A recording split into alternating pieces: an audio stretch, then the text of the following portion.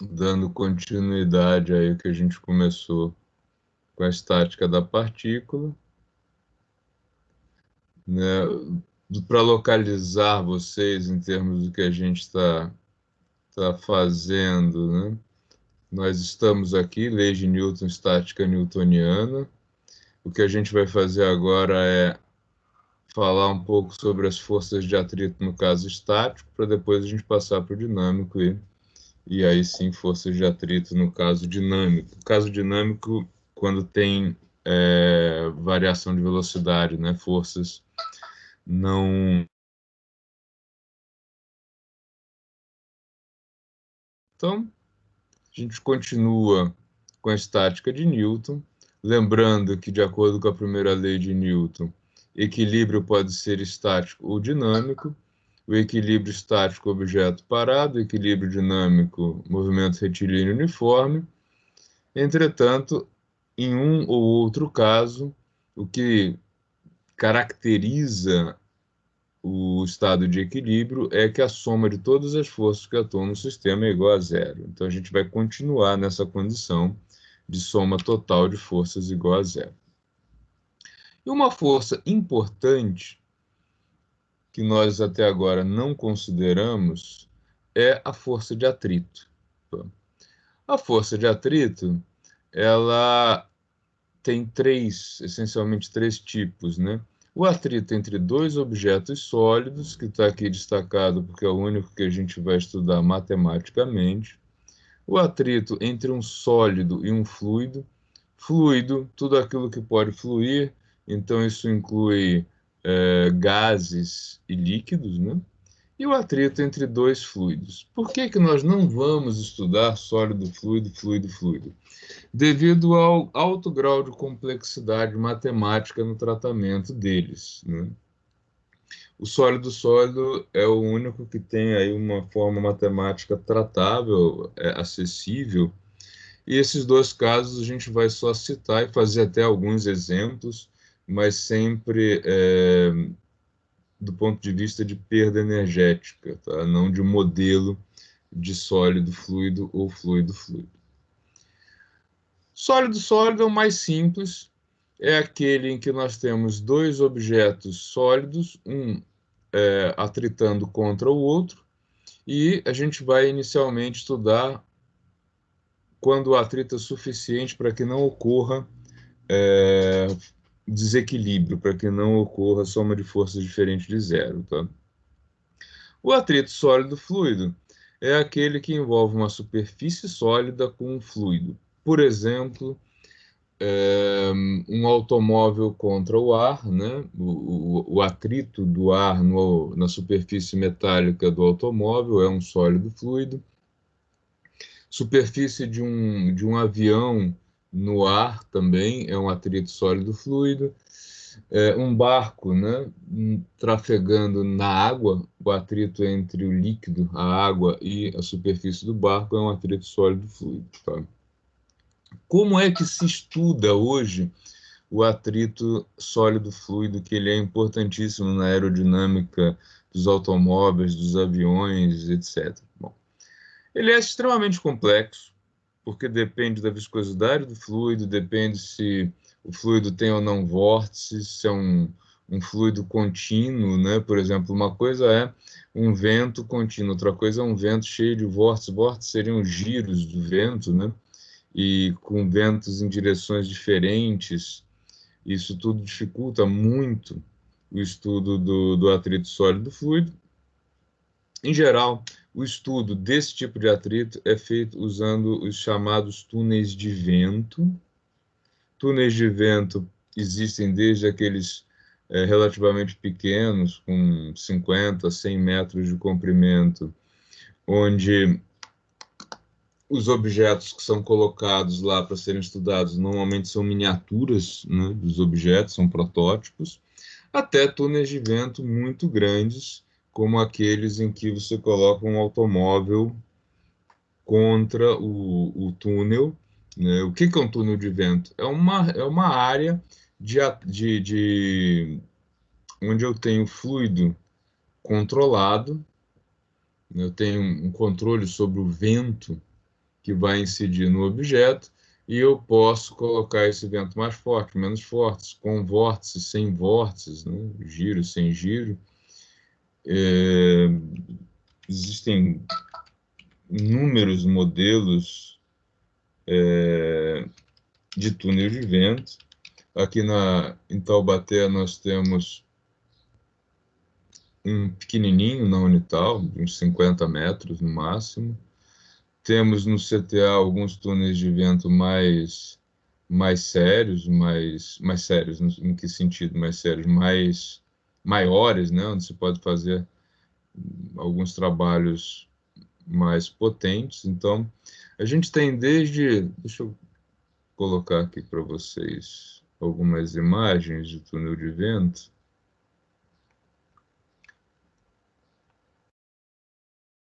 Mudar o compartilhamento.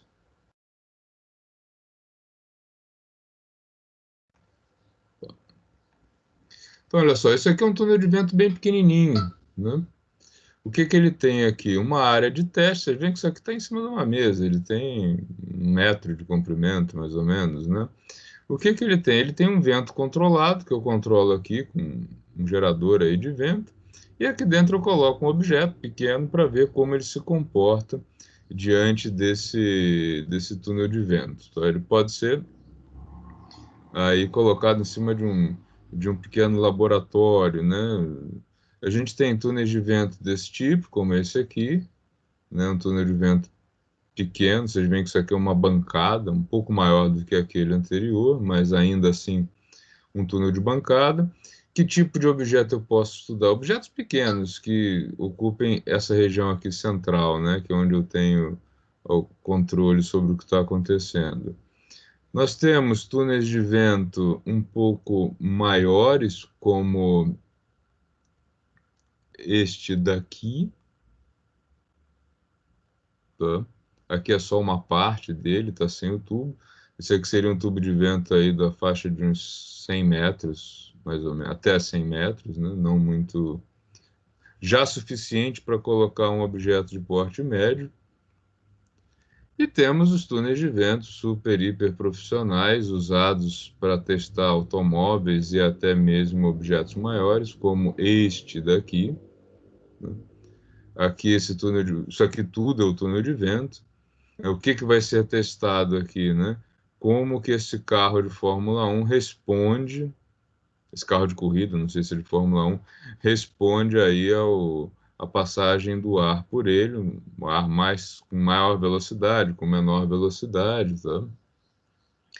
Temos aqui também um túnel de vento ainda maior, e aqui já uma imagem mostrando o que ele pode fazer, onde foi colocado um caminhão, né? E qual é a ideia? É ver o caminho que o ar faz ao passar por esse objeto. Notem o seguinte aqui, né?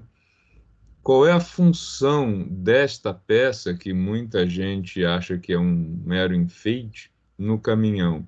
Se não tivéssemos essa peça, como é o modelo mais antigo de caminhão, o vento bate nessa parede, né? Isso aqui forma uma verdadeira parede, e ele vai servir como um freio, né? Vai reduzir o desempenho desse caminhão. Então, a função dessa peça aqui é fazer com que o ar faça este movimento aqui, tá? Observem também que esse caminhão, apesar de ele ter uma suspensão alta, como deve ser para um caminhão, como ele é feito para circular em estradas, né, não em terrenos difíceis, ele já tem todo um sistema aqui lateral e frontal para reduzir a quantidade de ar que passa por baixo dele. Esse ar que passa por baixo do veículo, ele suspende o veículo e faz com que haja uma redução da tração dele, né? Então, aqui já tem todo um estudo aerodinâmico de como o caminhão deve operar em contraposição, por exemplo, a um caminhão como este daqui. Deixa eu ver se eu consigo ampliar essa figura, tá? Aqui a gente já não tem uma aerodinâmica tão boa, ó, porque existe um desvio aqui, mas nem tão grande. Ele acaba formando uma barreira. Esse daqui até que ainda tem alguma coisa que desvia. Quando isso aqui não tem nada aqui em cima, né, a caixa do caminhão forma uma grande barreira contra a passagem do vento e que acaba freando muito ele. Qual o tamanho de um túnel de vento desse tipo? Eles são grandes, tá? Isso aqui é uma imagem de um desses túneis de vento vistos de fora. Tá? Esse aqui, no caso, é o da. Todo mundo está vendo aqui o cavalinho da Ferrari, né? Então já sabe de onde ele é. Aqui é o local por onde circula, né? O ar, onde ele é gerado, e aqui nessa área maior é onde são colocados os carros, tá? Então, uma maneira de estudar qual é o comportamento aerodinâmico dos automóveis em relação a um túnel de vento, tá? Dúvidas, perguntas? Como que esse vento é gerado? Um monte de ventilador, desse jeito aqui, tá? E aí, por que vários e não um só, né? Vocês viram que naqueles menorzinhos eram um só. Porque com vários eles conseguem criar vórtices, né? Se o vento estiver mais forte de um lado que do outro, se o vento for mais forte do lado direito do que do lado esquerdo, se o vento for mais forte no centro, né? As diversas variações possíveis são colocadas aí para ver como esse objeto, como esses objetos, né, em estudo vão se comportar diante de um túnel de vento. Tá? Isso para o caso do sólido fluido. O que se estuda nesse caso? Visualmente, né, como vocês viram ali, como é a passagem do vento, e com sensores para registrar a variação de temperatura. Né? Os pontos de maior atrito são aqueles pontos onde há o aquecimento. E a ideia é, se a ideia for reduzir o atrito, nesses pontos o que pode ser feito? Ser colocado algum material diferente, ser feito algum desenho diferente naqueles pontos para reduzir o atrito. Ou, em algumas situações, o objetivo é aumentar o atrito. Depende do que você está querendo com a aplicação que está sendo feita. Tá? Fluido, mais complicado de todos, tá? Bastante difícil de ser tratado e muitíssimo importante, porque é uma pedra no sapato, na verdade, uma grande pedra no sapato de quem trabalha com previsão do tempo, né? Porque o atrito entre dois fluidos, massa de ar quente, massa de ar frio, vento que vem de um lado, vento que vem de outro, diferentes temperaturas, é uma das coisas mais importantes e mais difíceis de serem previstos em todos os aplicativos, em todos os softwares. Perdão, tô com sono hoje. Em todos os simuladores para prever condições de chuva, é, mudanças climáticas, tudo isso, né? Correntes marítimas, né? Quando você tem uma corrente marítima, você tem fluido com fluido, né? É uma, uma porção de água que está passando no meio de outra porção de água, e aí, como é que ela vai se comportar? Existe um atrito entre elas, tá? Então, esse daqui é o mais complexo de todos de ser estudado. Alguma pergunta, alguma curiosidade sobre o assunto? Tá todo mundo dormindo, isso sim. Tá bom. Vamos lá. Então vamos estudar as forças de atrito, no caso estático, sólido, sólido. Quando nós temos um objeto apoiado em cima de uma bancada, como aqui está exemplificado, né? O que acontece? A Terra puxa esse objeto para baixo, peso do objeto. A bancada, né, por conta de ser deformada devido à pressão aqui, né, ela reage a essa pressão aplicando sobre o objeto uma força normal. Essa força normal, se ela é igual em módulo à força peso, como ela tem direção igual e sentido oposto, ela anula a força peso e o objeto fica aqui estático. Se a superfície não for capaz disso, ela vai trincar, ela vai quebrar e o objeto pode entrar em movimento. Tá? Se além disso eu aplico uma força, e eu vou colocar essa força por hora paralela à superfície aí de onde o objeto está apoiado, o que vai acontecer? O objeto vai permanecer em repouso desde que a força de atrito seja suficiente para anular o efeito desta força aplicada. A força de atrito, ela é crescente até um limite máximo, a partir do qual, se eu aumento ainda mais a intensidade da força, o objeto entra em movimento. Tá? Então, essa força de atrito, a FAT, ela é diretamente proporcional a esta força normal. Então, quanto maior a força normal, maior a força de atrito, e a proporcionalidade depende de um coeficiente, aqui acabou ficando cortado, né?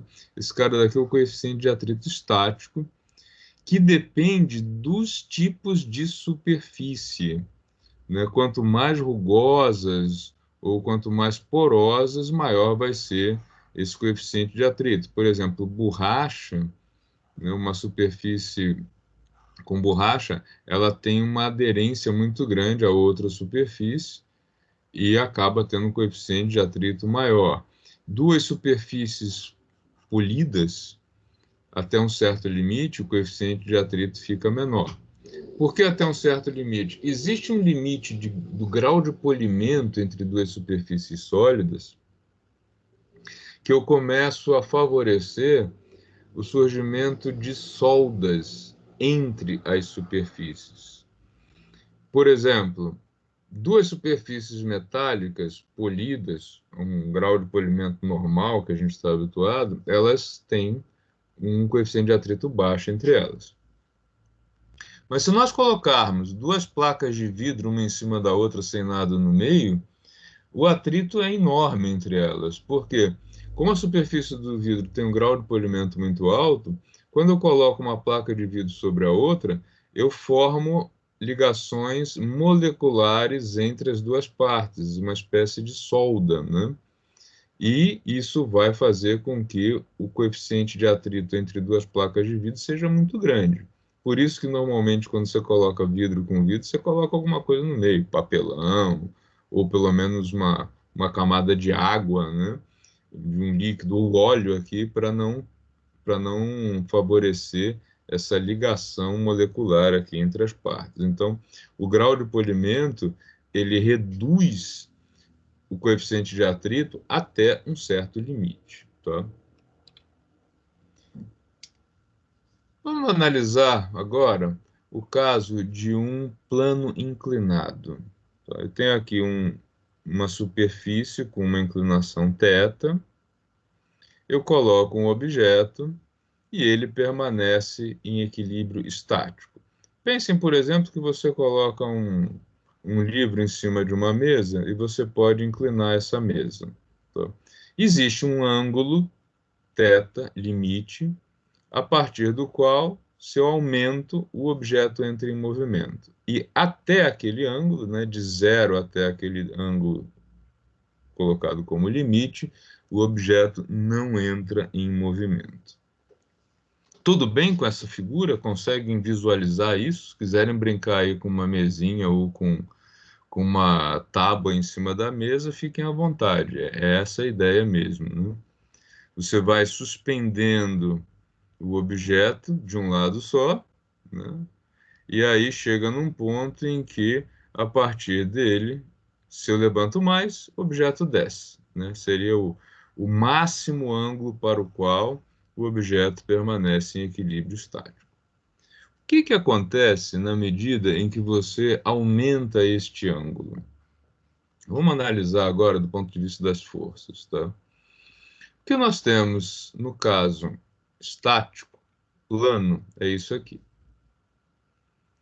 Peso para baixo, força normal para cima, mas o detalhe, força normal porque ela forma 90 graus com essa superfície.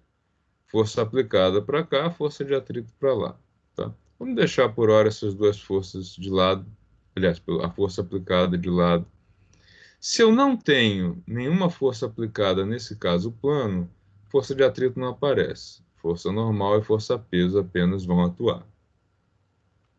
Legal.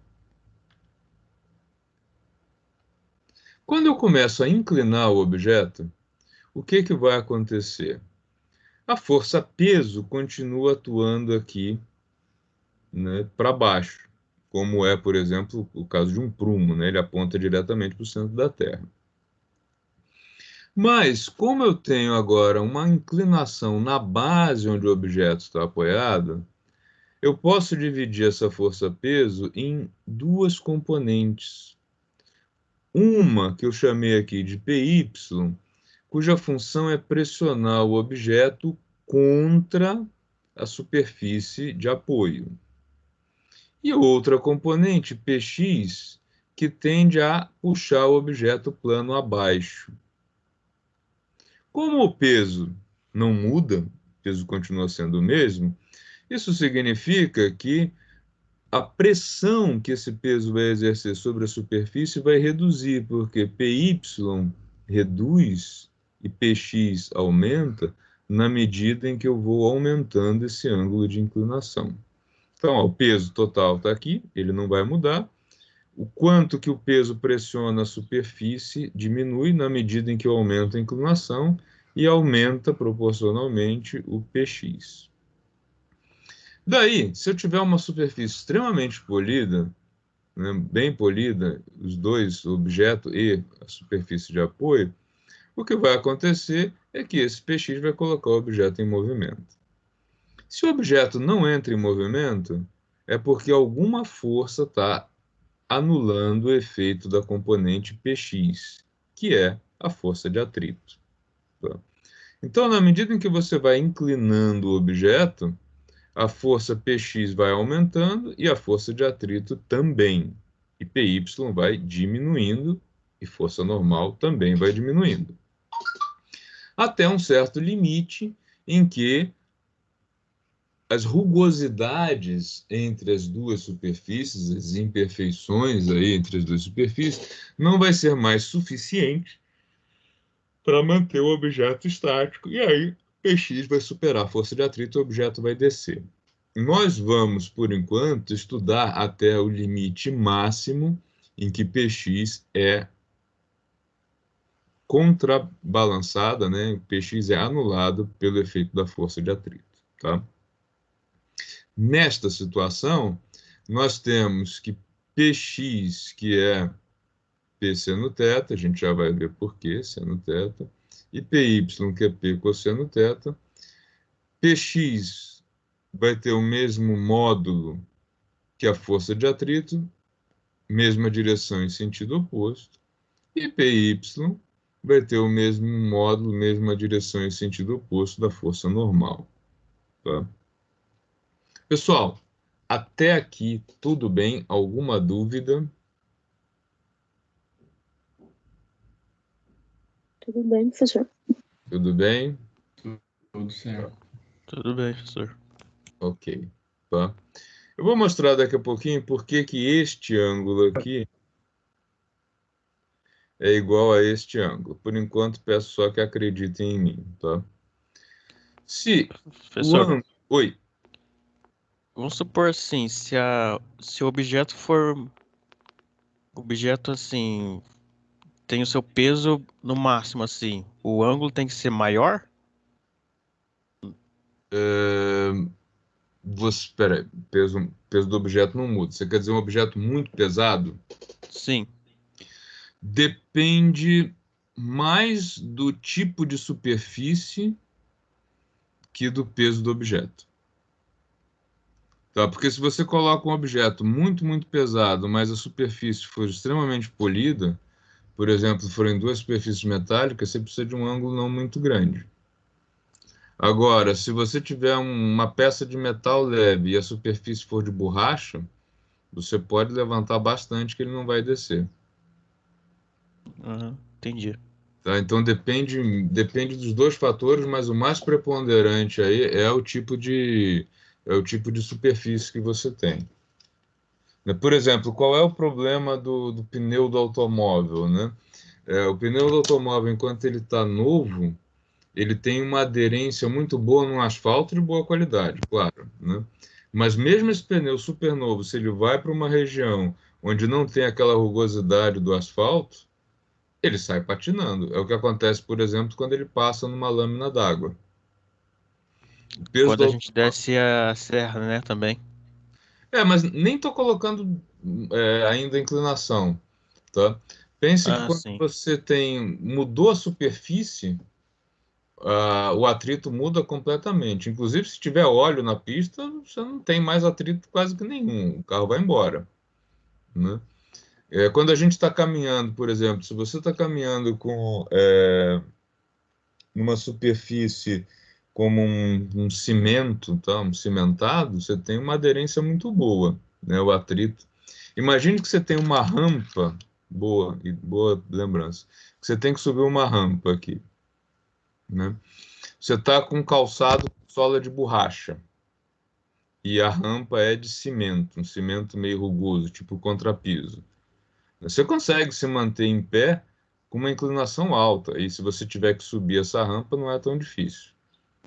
Agora vamos começar a reduzir o atrito. Você coloca um sapato com aquele solado de couro, já complica, né? A inclinação que isso aqui pode ter para que você permaneça em pé já reduz.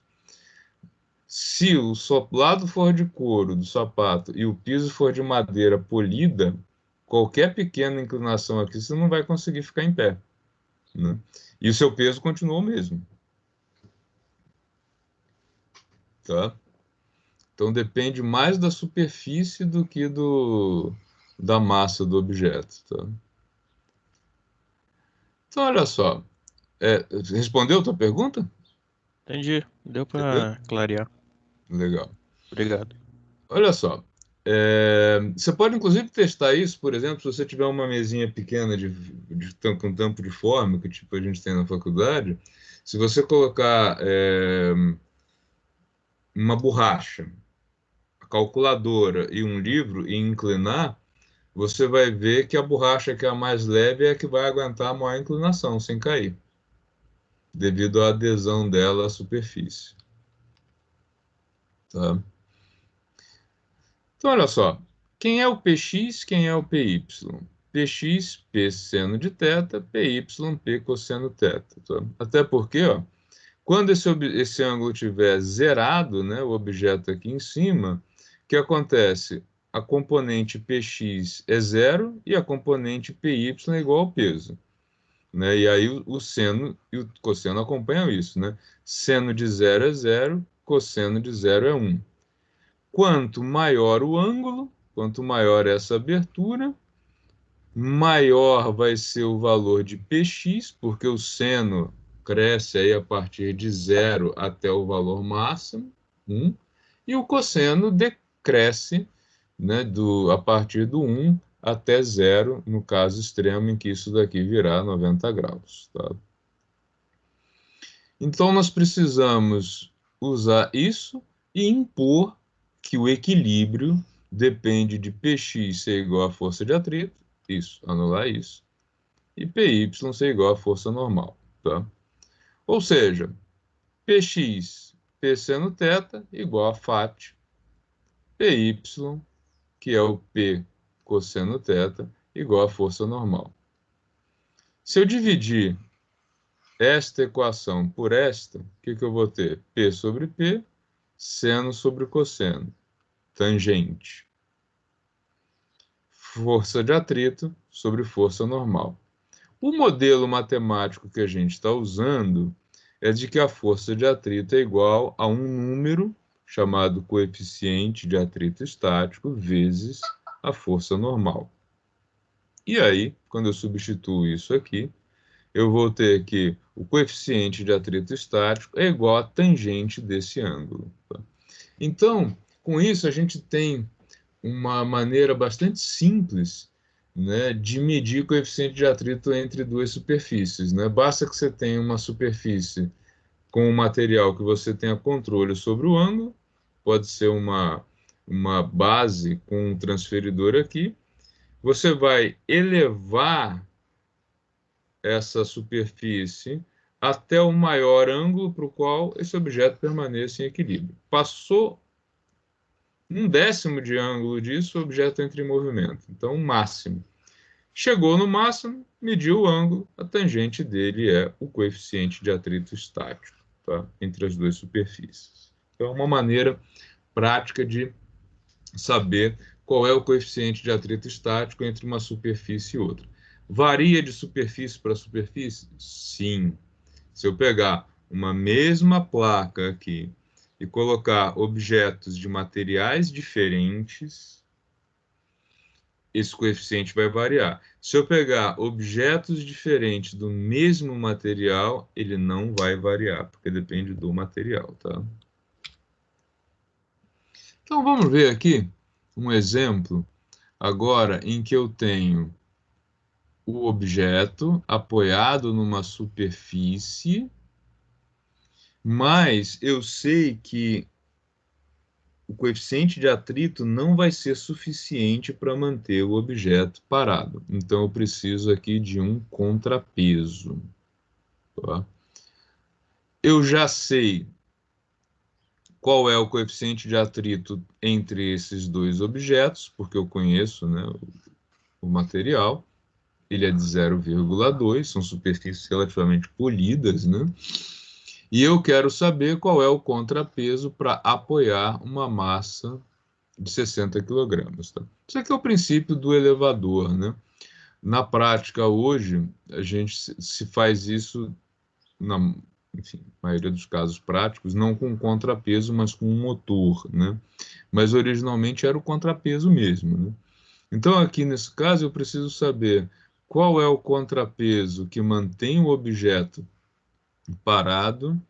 Depois a gente vai ver que é possível saber qual o contrapeso para que esse objeto desça a rampa com uma aceleração controlada ou para que ele suba essa rampa com uma aceleração controlada. Observem o seguinte, é importantíssimo numa estrutura como essa que o ângulo entre o cabo e o objeto seja de 90 graus. Por quê? Para que eu não tenha nenhuma componente extra aqui, o que dificultaria muito o cálculo. Tá? Então, como o meu objetivo aqui é que esse objeto permaneça em equilíbrio estático, eu tenho que identificar que forças atuam sobre ele. Então, a primeira delas, para desespero dos cirurgiões plásticos em todo o mundo, a força-peso que puxa para baixo, não tem jeito, né? Ela puxa para baixo tudo, nariz, boca, barriga, uma desgraça a força-peso, né? A força-peso, ela pode ser dividida em duas componentes. Aquela que pressiona o objeto contra a superfície, que a gente está chamando aqui de PY,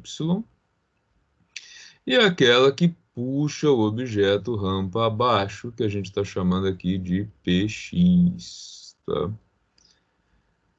Como é que essas duas forças podem ser anuladas? A força PX vai ser anulada pela força de atrito, mas a gente já está prevendo que o atrito por si só não vai ser suficiente, então eu tenho também uma força T que vai, junto com o atrito, segurar o PX. E a força PY é anulada pela reação normal, pela força normal da superfície contra o objeto. Tá? Esse outro objeto tem que permanecer também em equilíbrio estático. Ele é puxado para baixo, vou chamar aqui de pelinho, e ele é puxado para cima, com uma tensão T'. O que eu vou observar? T e T' têm direção e sentidos diferentes, mas elas têm que ter módulos iguais. Por quê? Se eu penso que T pressiona o cabo de conexão para lá e T' para cá, né? Se eu não tiver essas forças iguais, este cabo estará em movimento. Então, T tem que ser igual a T', e T', por sua vez, é igual ao peso, ao contrapeso. Então, a tensão neste cabo é igual ao peso deste objeto, desde que esse ângulo aqui não tenha nenhuma imperfeição, ele fica em 90 graus. Por quê? Se eu tiver o cabo conectado, formando um ângulo para baixo ou para cima, isso vai alterar toda a estrutura desse sistema. Tá? Qual é o ângulo de inclinação dessa superfície? Ora, eu tenho aqui um triângulo que eu tenho 4 metros do cateto horizontal, 3 metros no cateto vertical, ângulo θ aqui. Logo, a hipotenusa vai ser 4 ao quadrado mais 3 ao quadrado raiz disso, o que dá 5 metros. Então, eu posso calcular tanto seno quanto cosseno. Seno desse ângulo, 3/5. Cosseno do mesmo ângulo, 4/5. Então, aqui 0,6 e aqui 0,8. Tá? Em geral, você não vai ter o ângulo, você vai ter as dimensões de um plano. E aí você vai fazer o seno e o cosseno pela razão entre eles. Né? É muito mais fácil do que pegar um transferidor, ir lá medir o ângulo para depois fazer o cálculo do seno e cosseno. Você faz direto pela razão, medindo os comprimentos. Né? Até porque medida de ângulo, quem já fez, é muito chato, muito complicado e muito sujeito a erro com transferidor. Tá? Você precisa de um equipamento um pouquinho mais sofisticado. Então, em termos práticos, quando o objetivo é saber seno, cosseno e tangente de um ângulo, e não o ângulo propriamente dito, você mede as dimensões e faz por proporção. Tá? Tudo bem até aí? Professor, Sim? eu fiquei com dúvida só um pouco na parte da tangente que o senhor falou, mas do outro lá, no caso, esse daí que o senhor está mostrando aí, a tangente aí seria 3 dividido por 4, isso, né? Isso, é. A tangente é igual a cateto É que no oposto. outro, É que assim, sobre adjacente, que no outro isso. lá eu não consegui assimilar direito no outro exemplo que o senhor deu, sobre Tangente a de um tangente lá. ângulo é o seno sobre o cosseno. Sim, Tá? Então, ali o que você tinha? Eu tinha de um lado P seno θ e a outra equação P cosseno θ. Se eu divido uma pela outra, fica P seno de θ dividido por P cosseno de θ. Né? P com P se anulam, isso é tangente de θ. sim. Tá? Foi só isso que eu fiz ali. Tá? Nesse caso vai aparecer de novo, ó, porque aqui, tá aqui em detalhe, ó, já melhor desenhado, né, as forças, o que que a gente vai ter? A gente vai ter que Px é o P seno de θ, porque ele é oposto ao ângulo, e o Py é o P cosseno θ. Então, eu posso dividir um pelo outro para obter se eu quisesse calcular aí o coeficiente de atrito, tá? Era essa a dúvida? É no outro desenho ainda, professor. O Aqui. outro. Tá, o outro. Então, É esse aí, esse aí. o Esse que aí, que eu professor, esse fiz aí aqui? mesmo. Eu tenho essas duas Fiquei com equações, dúvida na tangente. tá? P seno θ é igual a força de atrito, P cosseno θ é igual a força normal. O que que eu fiz? P seno θ dividido por P cosseno de θ, igual. P seno θ é força de atrito. P cosseno θ, força normal. Tá? Peso dividido por peso simplifica. Seno sobre cosseno, tangente. Então, o que que a gente tem aqui? Que a tangente do ângulo é igual à força de atrito dividido pela força normal. E aí... Ô, professor, Oi. aí que estava minha dúvida. Essa força de atrito que está marcando aí, então, ele já é meu cateto oposto, isso? Não. Aqui eu usei lei de Newton. Ó, esta É isso que força eu fiquei na dúvida. tem que anular essa força. Sim, Então, P seno θ tem que ser igual a φ. Esta força tem que ser anulada por esta força. Então, isso aqui, P cosseno θ igual a força normal, nada mais é que lei de Newton. A partir daí, o que eu fiz foi manipulação algébrica, né? Eu dividi um pelo outro, e daí eu tenho seno sobre cosseno, que, por definição, é a tangente de θ, mas eu não estou trabalhando isso no triângulo. Eu estou Ah, usando, sim. tá? Eu Foi aí estou que eu fiquei usando na dúvida, professor. definição. Porque, ó, se o seno de um ângulo é o cateto oposto sobre a hipotenusa, e o cosseno desse mesmo ângulo é o cateto adjacente sobre a hipotenusa, né? Seno dividido por cosseno é igual a cateto oposto sobre hipotenusa sobre cateto adjacente sobre hipotenusa, o que significa que seno dividido por cosseno é cateto oposto sobre cateto adjacente, que é o que a gente define como sendo, a tangente do ângulo. Tá, mas isso aqui não quer dizer que a força de atrito ela é o cateto oposto. Isso é só, eu estou usando a Foi isso que eu definição. fiquei na dúvida, porque foi aí que estava minha dúvida, professor. Por causa da tangente, eu falei, tá força de atrito sobre a força ali, né, normal, o senhor Não, falou.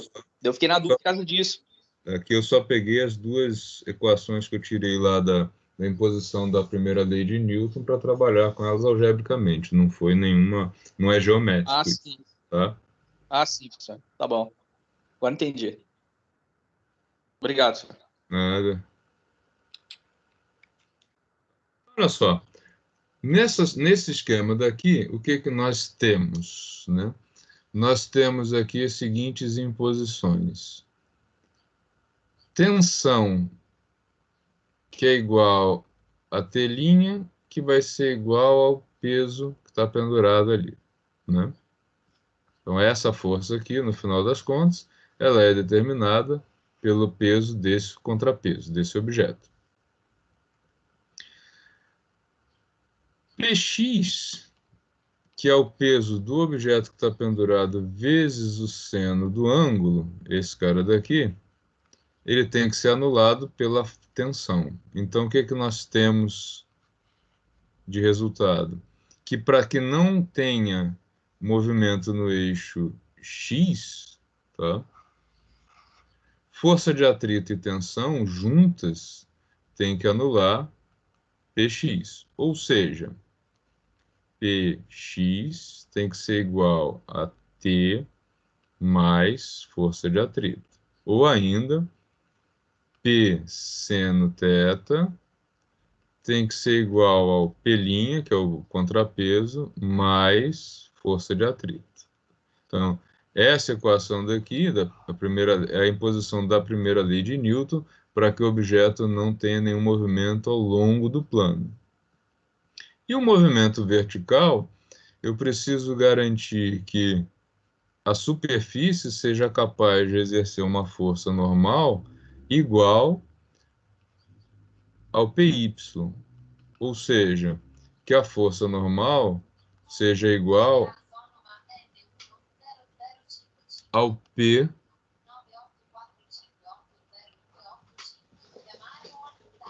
cosseno θ. Ok? Então, eu preciso garantir essa relação entre peso, ângulo, contrapeso e força de atrito, e preciso garantir esta relação entre superfície, peso do objeto e cosseno do ângulo, tá? E é isso que está sendo feito aí no slide seguinte, tá? Eixo X, eu preciso garantir que tensão mais força de atrito anulem o peso do objeto vezes o seno do ângulo de inclinação, e no eixo Y, que a força normal seja igual ao peso do objeto, né? No lugar do peso está aqui já o mg, vezes o cosseno do ângulo, tá?